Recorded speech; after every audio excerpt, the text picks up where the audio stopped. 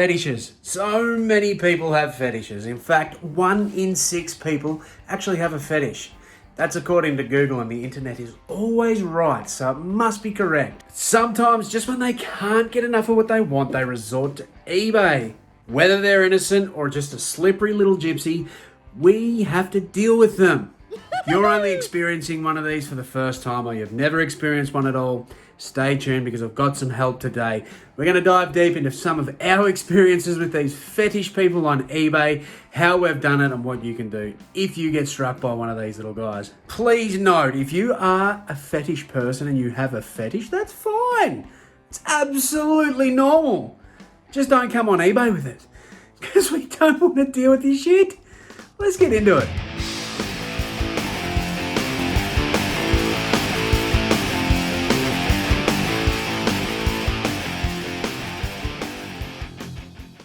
You might not think that there's sex pests on eBay, but there 100% are, and you may receive messages if you're selling used shoes. Cara, who's known as Thrifty Pixie on Instagram and YouTube, specialises in women's clothing and shoes, which means she's seen a fair share of fetishes on eBay. I really don't know why guys resort to eBay to get shoe and feet pictures from random women, but it might be just a part of like their thing. That's what they want, is you not to know what they're doing. Shoes aren't the only one getting around. There is a zipper fetish, and I'm sure there's a lot of people that have actually run into this guy.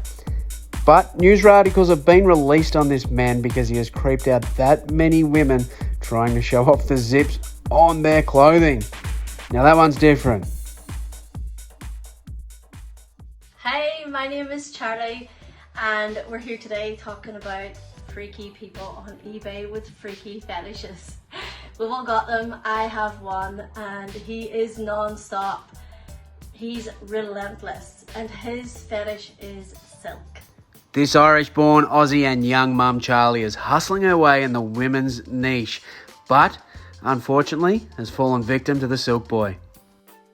He first contacted me about a dress. I sell quite a few silk dresses. He contacted me, questions about the dress. Is it really silk? Can I show him the silk tag?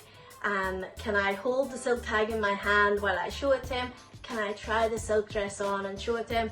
Of course, no is the answer to all of them questions. Yes, it's a silk dress, the tag is there. He would non-stop message about certain dresses. He never, ever, ever bought them. I'm saying he could be a she, I'm not sure. I've spoken about it a few times before, but there's a mega fetish for shorts. And I copped a beauty there probably 12 months ago. Meet me, Judda, 32-year-old beer-drinking bogan who's also fallen victim to creeps on eBay. Pretty much the whole conversation was super vulgar. I'm not going to go into detail because it was full on, but he bought some shorts off me. He bought like $2,000 worth of things off me, and he requested I deliver them, which I couldn't. He was on the other side of Melbourne. He said he'd pay for my taxi, and he also requested that I wore a pair of the footy shorts that he bought off me, and I went around there for a little wrestle. I had to decline. I have no experience in wrestling. I've received quite a few of these messages over the years, so it's hard to kind of pinpoint one exactly, but probably the first one was pretty hilarious. I just remember it being a super strange message and didn't feel like a legitimate request. They asked me to try some sandals on and send them pictures. They weren't even sexy, they were just your garden variety sandals. And I was so tempted to get my husband to try them on and send them pictures, but then I thought maybe they would like that. Everybody gets them. I'm sure everyone gets the shoe dude. He's out of control. The messages continued on about the things that he was going to do to me, and it got full on. I don't know what sort of drugs he was on, but this was like a fetish going to the extremes. It just got super. I can't even share the whole lot, but it just got really, really brutal, the things he said, and I just kind of had to ignore him in the end. I told other people who are resellers about the silk dude, and there's a whole Facebook forum about this silk dude who everyone's been in contact with. Many people are turning away from fast fashion and into pre-owned online, so there's more sellers around. What's eBay doing to look after us?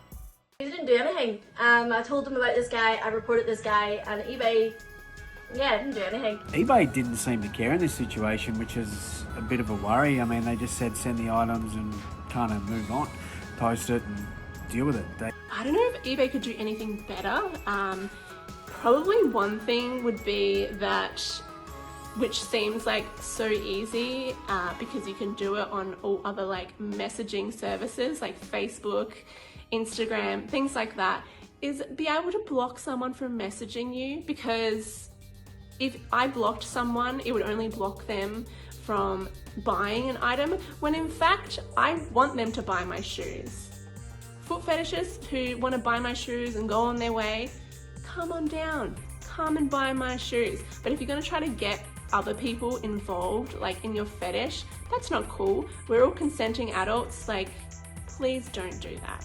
Come on down!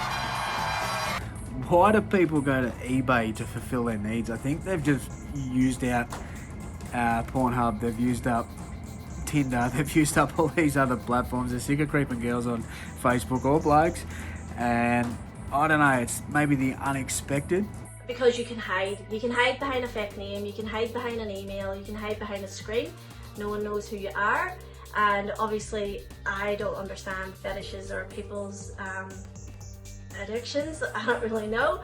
So obviously you can be a different person. They really don't have a plan in place to protect you from these kind of requests. I guess it's kind of hard because seemingly they seem quite innocent, but in fact that they're not. Block the dude for a few months and let him know that his behaviour is not acceptable, the wording that he uses isn't acceptable. Only thing you can really do is probably ignore them, unless like you want to try to upsell and get them to buy lots of shoes from you.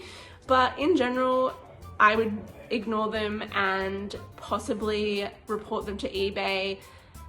If they're really like full on, then definitely get onto eBay chat to see if there's anything they can do. But as I said, unfortunately, you can't block them from messaging you. So eBay really needs to get onto that. But I mean, if you want to sell some shoes online, eBay might be the place for you. He got really, or she got really shitty that I stopped responding in words and only with an emoji, and he pretty much told me to go fuck myself. So I haven't heard from him since. Don't have personal addresses on return labels. Don't respond to the weird things that they ask. Just respond to what's relevant, and do not meet them in person. Just do not meet them in person. There are certain groups out there for people. If you've got these needs, then, you know, get in touch with like-minded people and leave us poor sellers out of it. They can ban us pretty well straight away if we have a couple of counterfeit items, but they can't ban someone there kind of sometimes aggressively, sexually messaging someone through a selling platform. It's cooked. You may think that it's innocent, but they're using those pictures for their special time. Thank you so much for watching, you legends, and a massive thank you to my good friends Charlie and Cara for helping me out with this video. If you do come across one of these on eBay and you feel threatened and that your life is in danger, please contact the police. If you do have one of these serious fetishes and you do need to take it out on other people, then please get help.